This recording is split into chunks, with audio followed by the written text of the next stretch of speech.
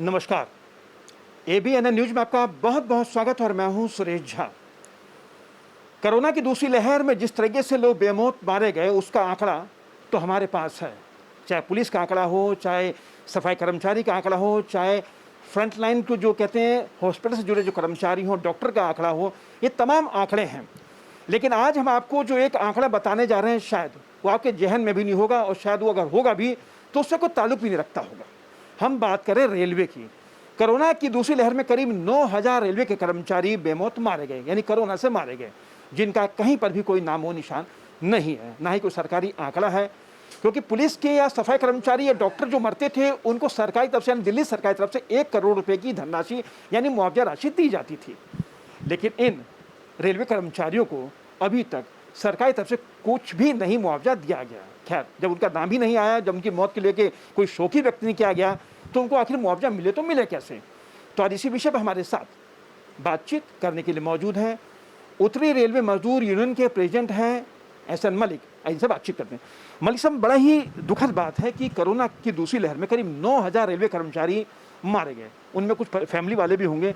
तो करीब जो 9,000 जो कर्मचारी थे, क्या ये फ्रंट लाइनर थे सारे? ये बिल्कुल ऐसे बहुत से कर्मचारी हैं जो ड्यूटी आवर्स में ही कोरोना का घर लेकर गए, उसके बाद हॉस्पिटल में एडमिट हुए, रेलवे हॉस्पिटल में एक्सपायर हुए हैं।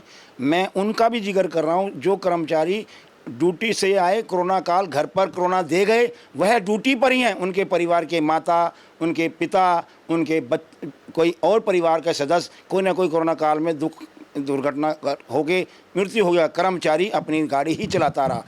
इसी दौरान मैं हमारे महामंत्री उत्तरी NFIR के डॉक्टर M रवैया ने इसी घटना को देखते हुए रेल मंत्री, प्रधानमंत्री, वित्त मंत्री को भी लिखा कि जैसे हर स्टेट के अंदर कोरोना काल के इनको फर्स्ट वर्कर बनाया जा रहा है, दिया जा रहा है, तो रेलवे कर्मचारी को भी फर्स्ट वर्कर घोषित किया जाए और उनको उनकी मृत्यु पर उनके जैसे स्टेट वाइज फंड दिया जा रहा है। 1 करोड़ रुपया दिल्ली स्टेट दे रही है और स्टेटों ने भी दिया है, तो रेलवे कर्मचारी को भी इसी के ऊपर दुर्घटना पर घोषित किया जाए। लेकिन मलिक साहब, ये तो 9,000 कर्मचारी वो हैं जो रेलवे के कर्मचारी हैं, जो फ्रंट लाइन जो काम कर रहे थे।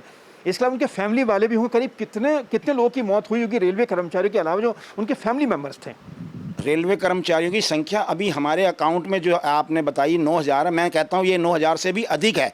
जहाँ तक उनके परिवार का और उसका पूरे हिंदुस्तान को अगर लेके चलेंगे तो हमारे 2.5 लाख वर्कर्स तो बीमार हुए हैं कोरोना काल में। उनमें से उनके परिवार के सदस्य कम से कम 1 लाख के आसपास उनके परिवारों का सदस्य को भी कोरोना काल में मृत्यु का वो मिला है। मैं गवर्नमेंट भारत सरकार से प्रार्थना करना चाहता हूँ, जैसे हमारे महामंत्री BC शर्मा उत्तरी रेल मजदूर यूनियन ने और महामंत्री NFIR डॉक्टर M रवैया ने बार बार रेल मंत्री को जिताया है। एक तरफ रेल मंत्री कर्मचारियों की वाहवाही के लिए अपने उनके लोकसभा में बैठ के कर्मचारियों की बढ़ाई करते हैं। कर्मचारियों ने कोरोना काल में दिन रात काम किया है, हर तरफ सेवा की है, लेकिन उनको उसका कोई बेनिफिट नहीं, बल्कि वह दुर्घटनाग्रस्त और हो गए और अपने परिवार को छोड़कर। जी बताइए, ये जो 9,000 जो कर्मचारी थे या जो फैमिली मेंबर थे, तो क्या सरकारी तरफ से कोई मुआवजे घोषणा की गई है, और नहीं की गई तो इसकी वजह क्या लगती है आपको? सर, मुआवजे की घोषणा तो दूर की बात है। जो कर्मचारियों का अभी मेरे महामंत्री महोदय ने आपको बताया कि हमारी सन 19 से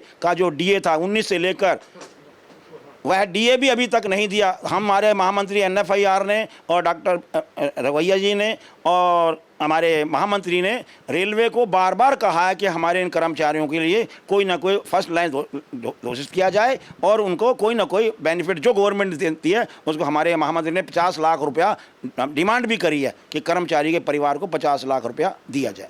सर, आपका बहुत बहुत धन्यवाद। ये थे उत्तरी रेलवे मजदूर यूनियन के प्रेसिडेंट एहसन मलिक जो हमसे बात कर रहे थे। बड़ी दुख की बात है कि रेलवे फ्रंट लाइन है, यानी रेलवे जो है देश की जीवन रेखा है, और उसी जीवन रेखा के जो कर्मचारी उनके साथ इस तरह का सौतेला व्यवहार कहीं से भी जायज़ नहीं। इस कोरोना काल के दौरान करीब 9,000 से ज़्यादा रेलवे के वो कर्मचारी थे जो दिन रात लोगों की सेवा में जुटे हुए थे। लेकिन कोरोना की चपेट में आ जाने के बाद जो उनकी जो मौत हुई है वो तो बड़ी दुखदाई है, लेकिन सरकार की तरफ से जो रवैया जो देखने में आया है वो उनको और ज़्यादा दुख दे रहा है। कैमरा पर्सन राहुल के साथ सुरेश झा, ABN न्यूज, दिल्ली।